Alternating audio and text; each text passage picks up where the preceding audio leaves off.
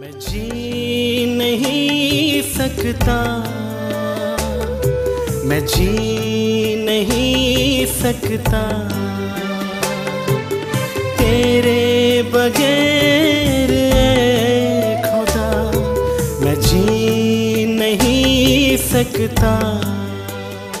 Okay, आज के मनन के लिए हम निकालेंगे पहला पत्रस की पत्री, चौथा अध्याय। पहला पत्रस की पत्री, चौथा अध्याय। और पिछली बार हमने 7 पद से 11 पद तक हमने अध्ययन कर लिया। आज हम लोग 12 पद से आगे पढ़ेंगे और 12 पद से लेके 19 पद तक हम लोग पढ़ेंगे। 12 पद में देखिए ऐसा लिखा है, हे प्रियो, मतलब इससे साफ हमको पता चलता है कि ये बातें जो हैं पत्रस कलीसिया के लोगों से कह रहे हैं। ओके, अविश्वासियों के लिए बातें बिल्कुल नहीं लिखी गई हैं।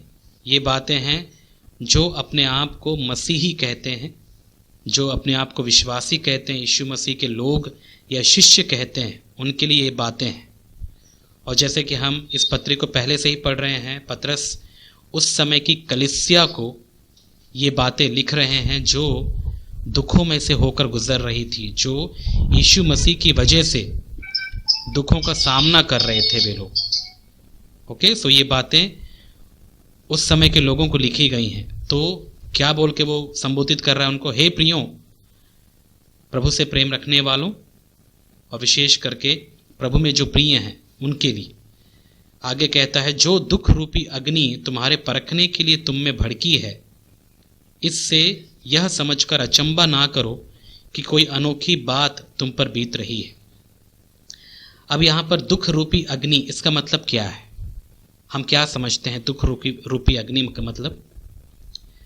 दुख रूपी अग्नि का सिंपल मतलब यही है कि जो दुख वे झेल रहे हैं उसको पत्रस ने अग्नि का रूप देकर बताया कि जैसे एक आग दुखित करती है, एक आग के द्वारा हम कितना परेशान होते हैं। आप समझ सकते हैं आग के बारे में। आग बड़ी ही सुहावनी नहीं होती। सो दुखों को उसने अग्नि का रूप देकर समझाया कि वे जो दुख आपके जीवन में आ रहे हैं वे आग के समान है। और वो किस लिए आ रहे हैं? तुम्हारे परखने के लिए तुम में भड़की है। मतलब ये आग जो है, ये दुख हैं, किसके लिए तुम्हारे जीवन में आ रहा है?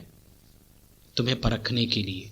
यही वही बात हुई जो पत्रस पहले भी कहा था कि हमारा जो विश्वास है वो सोने से भी कई ज़्यादा बहुमूल्य है।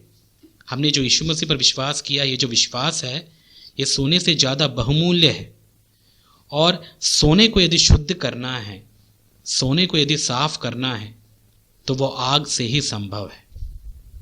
तो जब हमारा विश्वास सोने से भी कहीं ज़्यादा बहुमूल्य है, तो इसको परखने के लिए परमेश्वर किसका इस्तेमाल करते हैं? आग का। इसीलिए यही एक कारण है कि कई मसीह इस बात को समझ नहीं पाते कि उनके जीवन में दुख क्यों आते हैं। मसीह की वजह से उनके जीवन में दुख क्यों आते हैं?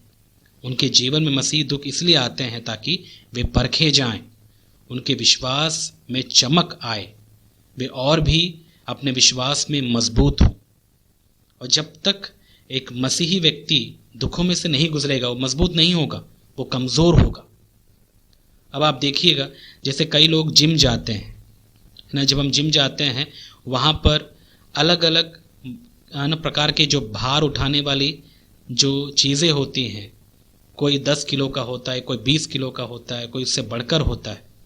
यदि एक व्यक्ति जाए जिम में और बोले नहीं, मुझे ये सारे भार उठाने ही नहीं है, ये तो बहुत भारी हैं और मैं अपना क्यों अपना ताकत लगाऊं इसमें, मुझे इन सब चीज़ों से डर लगता है, तो बताइए वो कितने साल भी यदि चले जाए उसका कभी शरीर मजबूत नहीं होगा, वैसा का वैसा ही रहेगा। यदि उसको मजबूत होना है तो उन भारी चीज़ों को उसे एक एक करके उठाना पड़ेगा। और जैसे जैसे उसकी ताकत बढ़ती जाती है वो और भी भारी चीज़ों को उठाता है। शुरुआत में भले ही वो 5 किलो से या 10 किलो से शुरू करे, लेकिन जैसे जैसे वो मजबूत होते जाता है उसके बाद वो 20, फिर 30, फिर 50, फिर धीरे धीरे 100 किलो के भी लिए वो तैयार हो जाता है। यही होता है एक व्यक्ति को शरीर में मजबूत करने का तरीका। और यही काम जो है आत्मा में भी हमको सीखना है। हमको परमेश्वर यदि आत्मा में मजबूत करना चाहते हैं, हमारे विश्वास में हमको मजबूत करना चाहते हैं, तो ऐसे ही कुछ हमारे जीवन में समय परमेश्वर लेकर आएंगे जिसको हम बोलते हैं दुख। और जो शुरुआत में प्रभु के पास आते हैं उनके लिए कुछ दुख अलग होंगे, और जैसे जैसे आप प्रभु में बढ़ते जाएंगे आपके ये जो दुख हैं ये वही डंबल्स के समान और भी बढ़ाए जाते हैं ताकि आप क्या हो जाए, मजबूत होते चले जाएं। इसलिए मैं आपसे यही कहना चाहता हूँ कि यदि आपका नज़रिया इन दुखों के प्रति कुछ और है, आपको लगता है कि दुख आपके जीवन में क्यों आ रहे हैं, नहीं आना चाहिए, तो याद रखिएगा यदि दुख नहीं आएगा आपके जीवन में आप मजबूत नहीं होंगे। कई लोग तकलीफ़ों से भागते हैं, विशेष करके मसीह लोगों को मैंने देखा है। कई लोग मसीह लोग दुख नहीं सहना चाहते, तकलीफ़ों को झेलना नहीं चाहते, लेकिन वे प्रार्थना ज़रूर करते हैं कि प्रभु मुझे आप में और भी मजबूत कर, मुझे विश्वास में और भी तगड़ा कर। कैसे होंगे बताइए? क्या बिना दुखों को झेले या बिना तकलीफ़ों में से गुजरे क्या वे लोग मजबूत होंगे विश्वास में? बिल्कुल नहीं। ये परमेश्वर का तरीका है। इसीलिए इन दुखों को आपको स्वीकार करना है कि मसीह में आने के बाद मुझे परखने के लिए, मुझे मजबूत करने के लिए परमेश्वर की इच्छा से दुख मेरे जीवन में आएंगे। और ये दुख मुझे बर्बाद करने के लिए नहीं है, परंतु मुझे और भी मजबूत करने के लिए है और मुझे प्रभु में बढ़ाने के लिए है। इन बातों को यदि आप याद रखेंगे तो आप दुखों में कभी निराश नहीं होंगे। दुखों में वरन आप क्या करेंगे पता है? हमेशा आनंदित होंगे। और ये बात पतरस भी उस समय की कलीसिया के लोगों को समझा रहे हैं कि जो दुख या फिर जो अग्नि रूपी जो दुख है, मतलब जो दुख एक आग के समान तुम्हारे लाइफ में या तुम्हारे जीवन में मसीह की वजह से भड़की है, तो उनके प्रति या उनको देखकर तुम अचंबा नहीं करो। अचंबा मतलब आप आश्चर्य मत करो कि ये मेरे साथ क्या हो रहा है, क्यों मेरे जीवन में दुख आ रहा है। मैंने तो कोई गलती नहीं किया, मैंने तो कोई पाप नहीं किया, केवल मैंने यीशु मसीह पर विश्वास किया, फिर ये दुख क्यों आ रहे हैं? लोग मुझे गलत क्यों समझ रहे हैं? मुझे गालियाँ क्यों दे रहे हैं? मैं तो सच बता रहा हूँ, मैं लोगों को सच्चाई को प्रचार कर रहा हूँ, फिर ये सब चीज़ें मेरे जीवन में क्यों घट रही हैं? इस बात को लेकर आपको आश्चर्य करने की कोई ज़रूरत नहीं। और ये बातें पतरस उनको भी समझाया और यही बातें आज हमको भी समझना है। ये समझना है कि मसीह की वजह से यदि आपके जीवन में दुख आते हैं, तकलीफ आते हैं, क्लेश आता है या लोगों के द्वारा विरोध होता है, तो अचंबा करने की कोई ज़रूरत नहीं है। क्यों? क्योंकि ये हमें परखने के लिए, हमें मजबूत करने के लिए आ रहे हैं। और ये नज़रिया यदि आपका दुखों के प्रति नहीं है तो मैं आपसे कह सकता हूँ कि आप कभी भी खुश नहीं रहेंगे। और यही तो सबसे बड़ा कारण है कि मसीह लोग दुखों में भी आनंदित होते हैं, और वही तो सच्चे मसीह हैं। जो झूठे मसीह होते हैं वे दुखों में कभी भी खुश नहीं होते, क्योंकि उनमें खुशी कभी होती ही नहीं। क्योंकि मसीह की जो आनंद की आत्मा है, खुशी की आत्मा है, उनके अंदर उमड़ती ही नहीं है। इसीलिए वे लोग कभी खुश नहीं नजर आते हैं दुखों में। लेकिन आप एक सच्चे मसीहों को देखिएगा, जब वे दुखों में से गुजरते भी हैं तो वे कभी भी अपने मन में दुखी नहीं होते। बाहर से वे शरीर में दुख जरूर होते हैं, लेकिन वो आत्मा में कभी दुखी नहीं होते, क्योंकि परमेश्वर के आनंद का जो आत्मा है वो उनके अंदर उमड़ता है।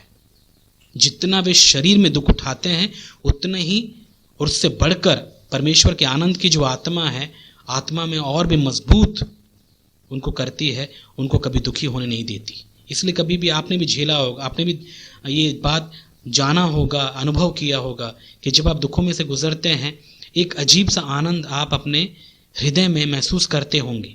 ये आनंद पता है क्या? ये परमेश्वर की आत्मा का आनंद है जो आपको अंदर से मजबूत करता है। इसलिए तो आप बड़ी खुशी से ऐसे दुखों में से निकल लेते हैं, आपको कुछ फर्क ही नहीं पड़ता। राइट? तो यही बातें हमको भी समझना है जो पतरस उनको समझा रहा है। अचंबा करने की कोई ज़रूरत नहीं है। ये कोई अनोखी बात नहीं है, ये कोई नई बात नहीं है कि आज यीशु मसीह की वजह से हमारे जीवन में दुख क्यों आ रहा है। ये कॉमन है, ये आम बात है। ये हमारे जीवन में ही नहीं परंतु हर एक मसीह के जीवन में, जिसने यीशु मसीह को ग्रहण किया है उसके जीवन में ये दुख पक्का आएगा और आएगा ही। और जो इन दुखों के लिए तैयार नहीं है वो मसीह जीवन के लिए भी तैयार नहीं है, वो मसीह हो ही नहीं सकता। राइट। तो इसीलिए अब हमको करना क्या है, हमको अपने आप को तैयार करना है दुखों को झेलने के लिए, दुखों में से गुजरने के लिए। दुखों को देखकर भागने वाले कायरों के समान हमको जीवन नहीं बिताना है। जो कई लोग होते हैं कायर, मैंने कई मसीहों को देखा है जो दुखों से डरते हैं, जो सच के लिए खड़े होने से डरते हैं। वे कौन है? वे कायर हैं, वे भगोड़े हैं, वे भागते हैं। परमेश्वर के लिए दुख उठाने की हिम्मत वे लोग नहीं रखते हैं। आप पुराने समय के या आरंभिक कलीसिया के प्रेरितों को देखिए, वे प्रभु के लिए कितना दुख उठाए हैं। क्या वे कभी शिकायत किए? बिल्कुल नहीं। वे प्रभु के लिए अपनी जान तक देने के लिए सिद्ध हो गए और प्रतिदिन परमेश्वर की आज्ञा पालन करने के लिए वे अपने अंदर ही अंदर दुखों को उठाते थे। मतलब वे अपनी इच्छाओं को मारकर परमेश्वर की इच्छा के लिए वे लोग जीते थे, और ये सबसे बड़ी दुख की बात थी। लेकिन वे लोग इस दुखों में भी आनंद के साथ वे लोग आगे बढ़ते गए। और यही जो रास्ता है हमने जब अपनाया है, हमको भी ऐसा ही जीना है जैसे प्रेरितों ने अपना लाइफ जिया है, राइट। तो इस बात को हमको समझना है। जो यहाँ जो हमने पढ़ा, अचंबा ना करो क्योंकि कोई अनोखी बात तुम पर बीत नहीं रही है।